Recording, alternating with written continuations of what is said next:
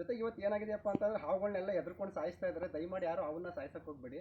ಇದು ನಮಗೆ ಗೊತ್ತಿಲ್ಲದೆ ಇರೋ ರೀತಿ ಇದರಿಂದ ತುಂಬ ಉಪಯೋಗ ಇದೆ. ಯಾಕಂತಂದರೆ ಇವತ್ತು ಹಾವು ಇಲಿಗಳನ್ನೆಲ್ಲ ತುಂಬ ಹಿಡಿಯುತ್ತೆ. ಇದು ರೈತನಿಗೆ ಎರೆಹುಳು ಹೇಗೆ ಅತಿ ಮುಖ್ಯವಾಗಿರುತ್ತೋ, ರೈತನ ಗೆಳೆಯ ಅಂತ ಹೇಳ್ತೀವೋ ಅದೇ ರೀತಿ ಹಾವು ಕೂಡ ರೈತನ ಮಿತ್ರ. ಹಾಗಾಗಿ ದಯಮಾಡಿ ಹಾವನ್ನ ರಕ್ಷಿಸಿ. ಮತ್ತು ಇದರಿಂದ ತುಂಬ ಮಾಹಿತಿಗಳಿದೆ ಹೇಳಲಿಕ್ಕೆ. ಇದ್ರ ಬಗ್ಗೆ ಇನ್ನೊಂದು ಹಾವು ಸಿಕ್ಕಿದಾಗ ಅದ್ರ ಬಗ್ಗೆ ನಾನು ಸಂಪೂರ್ಣವಾಗಿ ಮಾಹಿತಿಯನ್ನು ನಿಮಗೆ ತಿಳಿಸ್ಕೊಡ್ತೀನಿ. ಈಗ ಸದ್ಯಕ್ಕೆ ಈ ಮಾಹಿತಿಯನ್ನು ಹೇಳ್ತಿದ್ದೀನಿ. ಈಗಾಗಲೇ ಸುಮಾರು ನಾನು 40ರಿಂದ 50 ಹಾವುಗಳನ್ನ ಸಂರಕ್ಷಣೆ ಮಾಡಿದ್ದೀನಿ. ಬಂದಂಥ ಹಾವುಗಳನ್ನ ಹಿಡಿದು ಹೊರಗಡೆಗೆ ಬಿಡ್ತಾ ಇದ್ದೀನಿ.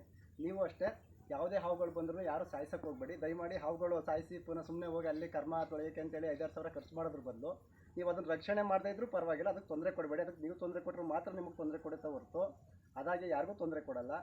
ಬದಲಾಗಿ ಹಾವನ್ನ ನಿಮ್ಮ ಕೈಲಿ ಹಿಡಿಯೋಕ್ಕಾದರೆ ಹಿಡೀರಿ, ಇಲ್ಲ ಅಂತಂದರೆ ನೀವು ಸಾಹಸಕ್ಕೆ ಕೈ ಹಾಕಕ್ಕೆ ಹೋಗಬೇಡಿ. ಯಾಕೆಂದರೆ ಗೊತ್ತಿಲ್ಲದೆ ಹಿಡಿದು ಸುಮ್ಮನೆ ಅನಾಹುತಗಳಿಗೆ ಕಾರಣ ಆಗಬೇಡಿ. ಇನ್ನು ಹಾವನ್ನ ರಕ್ಷಣೆ ಮಾಡಿ ಅಂತ ಹೇಳ್ತೀನಿ. ಧನ್ಯವಾದಗಳು.